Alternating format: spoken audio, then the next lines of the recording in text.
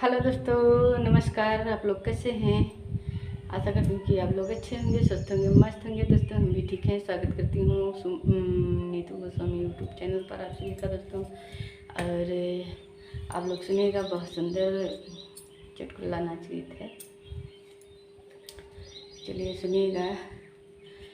हर गोरे बदने नीली साड़ी, ओ साड़ी वाले गोरे बदन नीली साड़ी, ओ साड़ी वाले।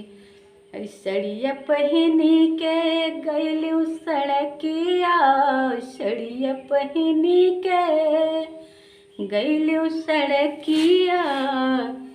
अरे रहिया ने हंस के मारा ताड़ी, ओ साड़ी वाले। रहिया ने हंस के मारा ताड़ी, ओ साड़ी वाले। गोरे बदन नीली साड़ी, ओ साड़ी वाले।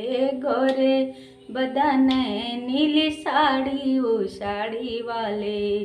सड़िया पहनी के गईलू फुलवरिया, सड़िया पहनी के गईलू फुलवरिया। अरे मलिया ने हंस के मारा ताड़ी, ओ साड़ी वाले। मलिया ने हंस के मारा ताड़ी, ओ साड़ी वाले। गोरे बदन नीली साड़ी, ओ साड़ी वाले। गोरे बदन नीली साड़ी, ओ साड़ी वाले।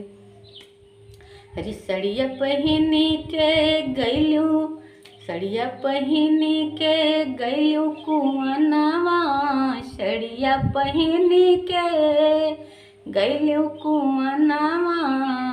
अरे महारानी हंस के मारा ताड़ी, ओ साड़ी वाले। महारानी हंस के मारा ताड़ी, ओ साड़ी वाले। गोरे बदन नीली साड़ी, ओ साड़ी वाले। गोरे बदन नीली साड़ी, ओ साड़ी वाले।